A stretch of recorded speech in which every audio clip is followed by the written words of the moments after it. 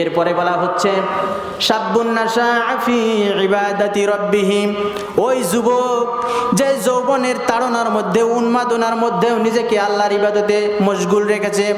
যৌবনকালে মানুষের মনটা থাকে উড়ু উড়ু, কখন যে কি করবে সে নিজেই ভেবে পায় না, রক্ত টকবগে কখন কি করবে। আর এই টাইমে শয়তান সবসময় মনের মধ্যে ওয়াসওয়াসা দেয়। এই সময়ে এই যৌবনকালে যারা শয়তানের ওয়াসওয়াসাকে উপেক্ষা করে একমাত্র আল্লাহকে ভয় করে আল্লাহর গোলামি করবে, আল্লাহ রাব্বুল আলামিন সেই যুবকদেরকে আরশে আজিমের ছায়ায় স্থান দেবেন। তো আমি দেখতে পাচ্ছি আমার সামনে উপবিষ্ট আজকে যে এই মাহফিলের আয়োজন করা হয়েছে, এই আয়োজনের পিছনে এই যুব সমাজ, আমাদের এই পাড়ার কিছু যুবকরা উদ্যোগ নিয়েছে। আল্লাহ তাআলা এই যুবকদেরকে আমরা সবাই দোয়া করি, তাদেরকে সারা জীবন যতদিন জীবিত রাখেন তাদেরকে যেন ভালো কাজ করার তৌফিক দান করেন, ইমানের সাথে জীবিত রাখেন, সুস্থতার সাথে জীবিত রাখেন। সকলে বলি আমিন। এবং এই যুবকগুলি কয়েকদিন ধরে খুব আনন্দের সাথে আছে যে একটা মাহফিল হবে এবং অনেক কষ্ট করছে, পরিশ্রম করতেছে। এবং এই যুবকগুলি 5 ওয়াক্ত নামাজ মসজিদে এসে জামাতে আদায় করছে। আমাদের এই মসজিদে দেখবেন বৃদ্ধ মানুষের চাইতে যুবক ছেলেপেলেই বেশি। আল্লাহ রাব্বুল আলামিন এই যুবকদেরকে কাল কিয়ামতের ময়দানে তার আরশে আজিমের ছায়ায় স্থান দেবেন। তো যুবকরা, আমি বলি আল্লাহ তাআলা যুবকদেরকে খুবই পছন্দ করেন, আল্লাহ রাসূল। তো যৌবনকালে কিয়ামতের ময়দানে 5টি প্রশ্নের উত্তর না দিয়ে কেউ অগ্রসর হতে পারবে না। তার মধ্যে একটি হচ্ছে তার যৌবনকাল কোন পথে ব্যয় করেছে। এই জন্য যৌবনকালকে আমরা কোনো সময়টাকে অবহেলায় হারাবো না। একটি দৃষ্টান্ত দিলে বোঝা যাবে, কোনো চাকরিতে পরীক্ষা দিতে গেলে অথবা বিশ্ববিদ্যালয়ে ভর্তি হতে গেলে যদি বলে শিক্ষা জীবনের কোনো একটি 3rd ক্লাস গ্রহণযোগ্য নয়, তাহলে কি হবে? যৌবনকালে কোনো ছেলে, কোনো যুবক যদি খারাপ কাজ করে থাকে, বৃদ্ধ হয়ে খুব ভালো হলো, তাহলে কি যৌবনকালেরও একটা হিসাব আল্লাহ তাআলা নিবে। তেমনি ম্যাট্রিক পাশে যদি কারো 3rd ক্লাস হয়, বিএ 1st ক্লাস পেলো, ইন্টারে 1st ক্লাস পেলো, কিন্তু চাকরিতে ওখানে লেখা আছে যে কোনো 3rd ক্লাস গ্রহণযোগ্য নয়, সে কি আর দরখাস্ত করতে পারবে? অবশ্যই পারবে না। এবং এজন্য প্রত্যেকটা শ্রেণীতেই সঠিকভাবে ভালোভাবে পড়াশোনার একটা গুরুত্ব আছে। তেমনিভাবে প্রত্যেকটা মানুষের জীবনেই এমন একটা সময় আসে, প্রত্যেকটা সময়েরই গুরুত্ব আছে। এজন্য বলা হয়েছে অসুস্থতার পূর্বে সুস্থতাকে কাজে লাগাও। আমি যে সারা জীবন সুস্থ থাকবো এর কোনো নিশ্চয়তা আছে?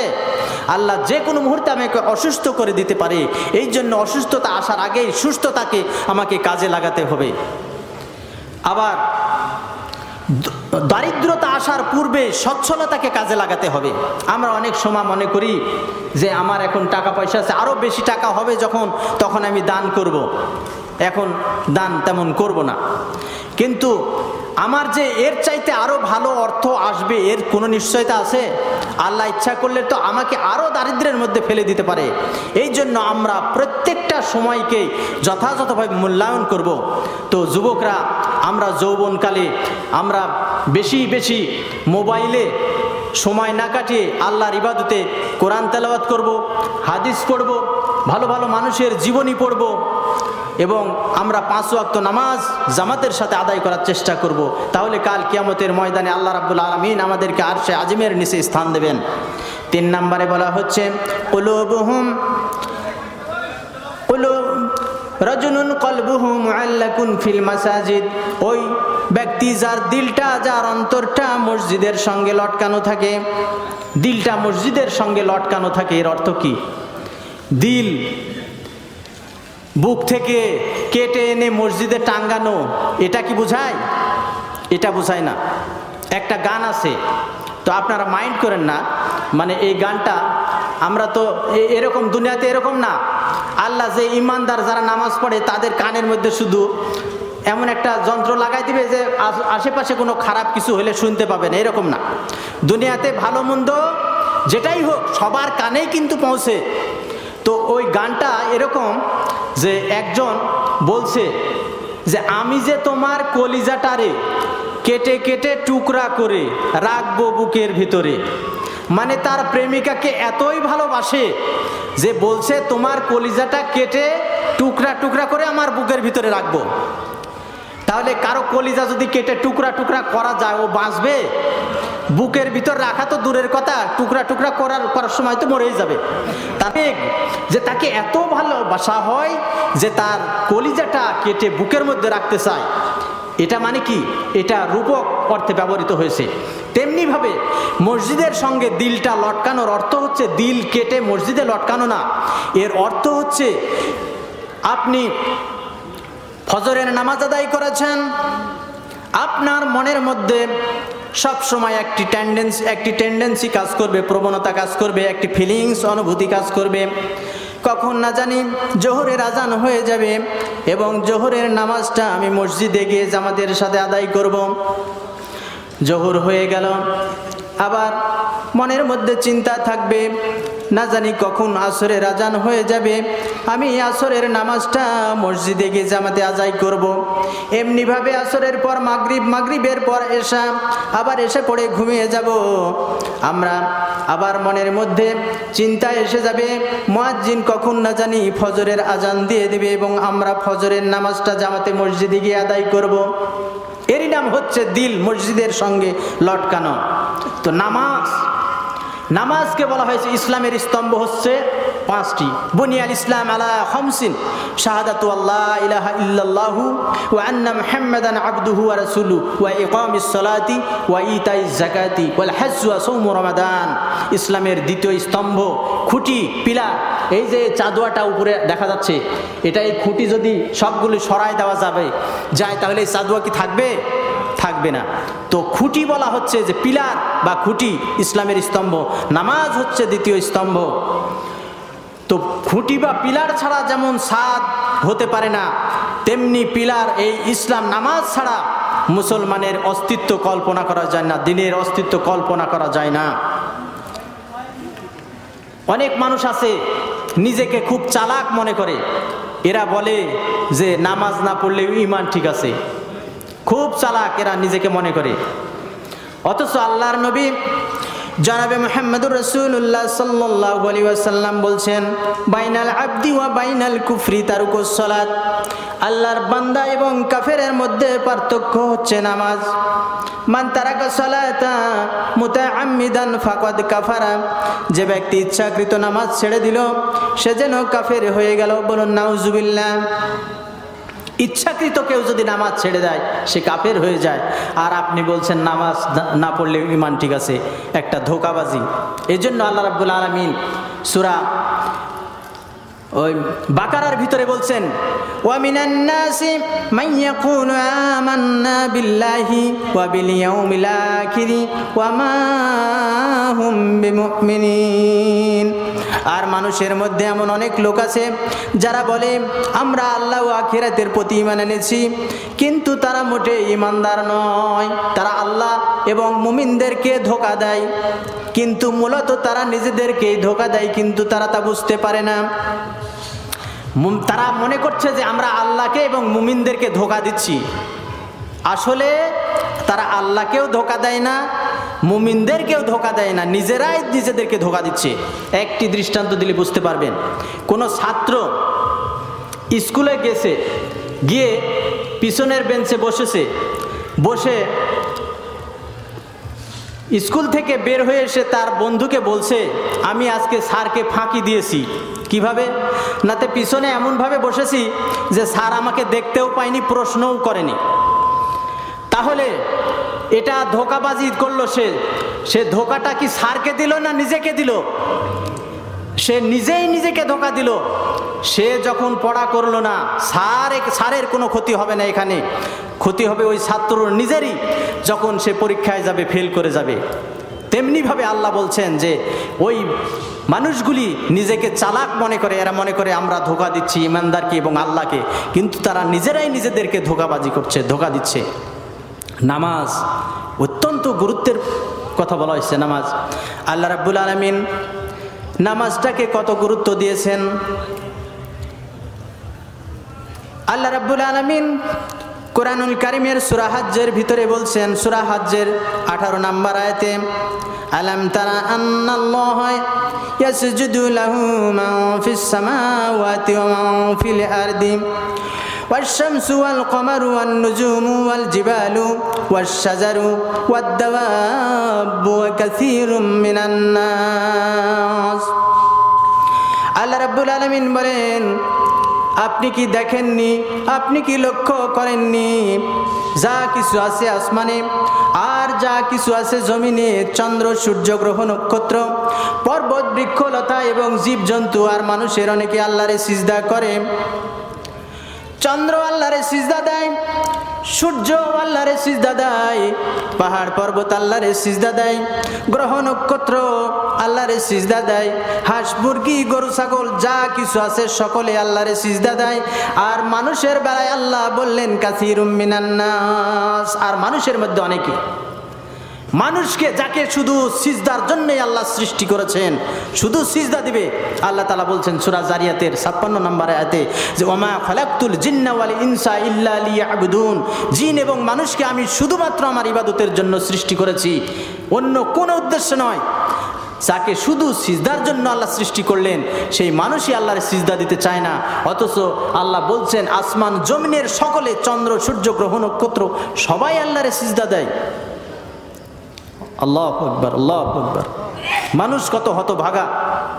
আল্লাহ রাব্বুল আলামিন আরো বলছেন সূরা নাহলের ভিতরে, আওয়ালাম ইয়ারাউ ইলা মা খালাকাল্লাহু মিন শাইইন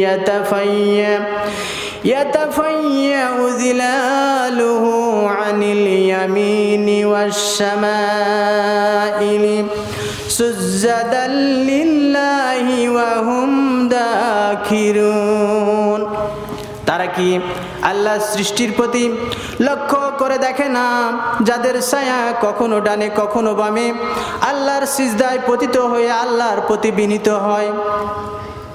আল্লাহ এই যে আকাশে পাখি উড়ে, এরাও দেখবেন কখনো ডানা এইভাবে দেয়, কখনো ডানে কখনো বামে দেয়। আল্লাহ বলছেন এদের ছায়াগুলি, তারা কি এগুলা চিন্তা করে দেখে না, এদের দিকে তাকায় না যে যাদের ছায়া কখনো ডানে কখনো বামে সিজদায় পতিত হয়ে আল্লাহর প্রতি বিনীত হয়। এবং ফেরেশতারাও আল্লাহরে সিজদা করে, এবং উড়ন্ত পক্ষীকুল এবং ফেরেশতারা আল্লাহরে সিজদা করে, এবং তারা অহংকার করে না, তারা গর্ব করে না, এবং তারা আল্লাহর আদিষ্ট বিষয়ের প্রতি অনুগত। আল্লাহ যখন যে আদেশ করেন সঙ্গে সঙ্গে তারা সেই আদেশ পালন করে। অথচ মানুষ হলো সৃষ্টির সেরা, এই আশরাফুল মাখলুকাত, সৃষ্টির সেরা জীব হিসাবে আল্লাহ যখন যে আদেশ করে আল্লাহর আইন তারা মানতে চায় না। কত বড় কপাল পোড়া। আল্লাহ রাব্বুল আলামিন আরও বলছেন যে এই পশু পাখিগুলি যারা আছে আল্লাহর সৃষ্টি দুনিয়াতে, এরা শুধু নামাজ পড়ে, শুধু তাই নয়, আল্লাহ বলছেন এদের নামাজ এবং তাসবিহ বিদ্যা জানা আছে। কুল্লুন কদ আলিমা সলাতাহু ওয়া তাসবিহাহু। সূরা নূরের 41 নম্বর আয়াতে আল্লাহ তাআলা এই কথা বলছেন যে এই যে হাঁস মুরগি গরু ছাগল আসমান মানে তারকারাজি চন্দ্র সূর্য এরা শুধু যে আল্লাহরে সিজদা করে তাসবিহ পড়ে তাই না, এবং কিভাবে তাসবিহ পড়তে হয় এবং কিভাবে নামাজ পড়তে হয় এই বিদ্যাও তাদের জানা আছে। বলুন সুবহানাল্লাহ। অথচ মানুষ সৃষ্টির সেরা এরা আল্লাহর যে কিভাবে জিকির করতে হয়, আমার মনে হয় শতকরা 100 ভাগ লোক কি নামাজ সঠিকভাবে পড়তে পারে? সবাই পারে না। অসংখ্য মানুষ আছে যারা নামাজ পড়তে জানে না। অথচ আল্লাহ বলছেন যে আসমান জমিনের সকলেই আল্লাহর তাসবিহ পড়া জানে এবং নামাজ কিভাবে পড়তে হয় সেটাও তারা জানে। বলুন সুবহানাল্লাহ। এই জন্য নামাজটা কোনো অবস্থাতেই ছেড়ে দেওয়া যাবে না, কোনো অবস্থাতেই নামাজ ছাড়া যাবে না। কিয়ামতের ময়দানে মানুষকে সিজদার জন্য ডাকা হবে। আল্লাহ রাব্বুল আলামিন সূরা আল কলামের ভিতরে বলছেন, ইয়াউমা ইউকশাফু আন সাকিন ওয়া ইউদআউনা ইলাস সুজুদি ইয়াউমা ইউকশাফু আন সাকিউ ইলাস সুজুদি ফালা ইয়াস্তাতিউন খাশিআতান আবসারুহুম তারহাকুহুম যিল্লাহ ওয়া ক্বাদ কানু ইউদআউনা ইলাস সুজুদি ওয়া হুম সালিমুন। কিয়ামতের ময়দানে যেদিন ফাঁক খোলা হবে, অর্থাৎ কিয়ামতের দিন আল্লাহ রাব্বুল আলামিন তার পায়ের শাক উন্মোচন করবেন, অর্থাৎ পায়ের শাক মানে পায়ের গোছা। সেই দিন মানুষকে সিজদার জন্য আহ্বান করা হবে, ডাকা হবে, কিন্তু যারা বেনামাজি তারা সিজদা দিতে সক্ষম হবে না। যখন কিয়ামতের ময়দানে লক্ষ কোটি কোটি মানুষের মধ্যে সিজদা দিতে সক্ষম হবে না, তখন তাদের দৃষ্টিটা নিচের দিকে থাকবে। তারা লজ্জিত, নিজেকে লজ্জিত মনে করবে, হীন মনে করবে, অধম মনে করবে। অথচ তাদেরকে সিজদার প্রতি আহ্বান করা হয়েছিল যখন তারা নিরাপদ ছিল, দুনিয়াতে যখন ছিল। বারবার তাদেরকে নামাজের জন্য ডাকা হতো, কিন্তু তারা নামাজ আদায় করতো না, সিজদা দিত না। আল্লাহ রাব্বুল আলামিন এর জন্য বলছেন, ওয়া ইযা নাদাইতুম ইলাস সালাতি ইত্তাখাযুহা হুজুওয়ান ওয়া লাইবা। আল্লাহ রাব্বুল আলামিন বলেন, আর যখন তাদেরকে নামাজের জন্য ডাকা হয়, আহ্বান করা হয়, তখন তারা ওটাকে খেলা ও তামাশা মনে করে, খেল তামাশা মনে করে।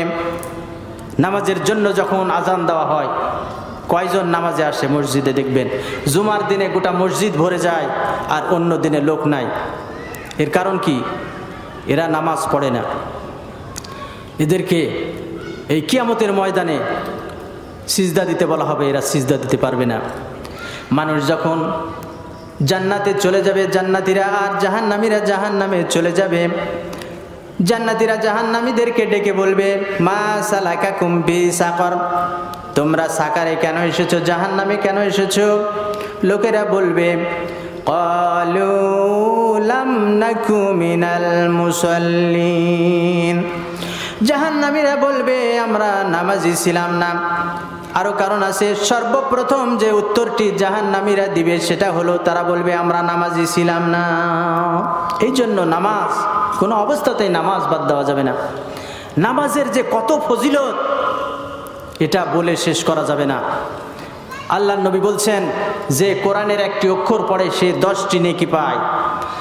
তাহলে একটা নামাজের ভিতরে হাজার হাজার অক্ষর পাঠ করা হয় প্রতিদিন, দেখবেন তাহলে কতগুলি সওয়াব হতে পারে। শুধু তাই নয়, আল্লাহর নবী বলছেন যখন কোনো ব্যক্তি ইসলামের উপর সঠিকভাবে কায়েম থাকে, ইজা আহসানা আহাদুকুম ইসলামাহু ফাকুল্লু হাসানাতিন ইয়ামালুহা তুকতাবু লাহু বিআশরি আমসালিহা ইলা 700 দিফিন। যখন কোনো মানুষ ইসলামের ওপর সঠিকভাবে কায়েম থাকে, ইসলামকে সঠিকভাবে পালন করে, তখন তার প্রত্যেকটি ভালো কাজের বিনিময় আল্লাহ 10 থেকে 700 গুণ পর্যন্ত দিয়ে থাকে। বলেন সুবহানাল্লাহ।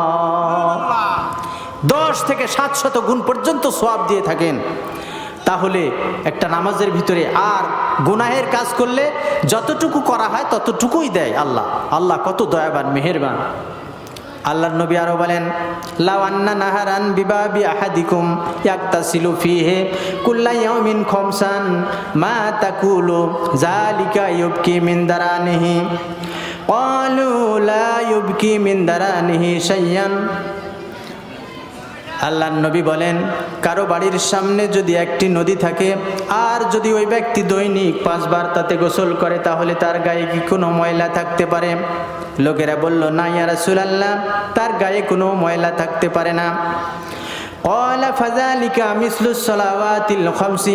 আল্লাহর নবী বললেন, 5 ওয়াক্ত নামাজ হলো এর উদাহরণ।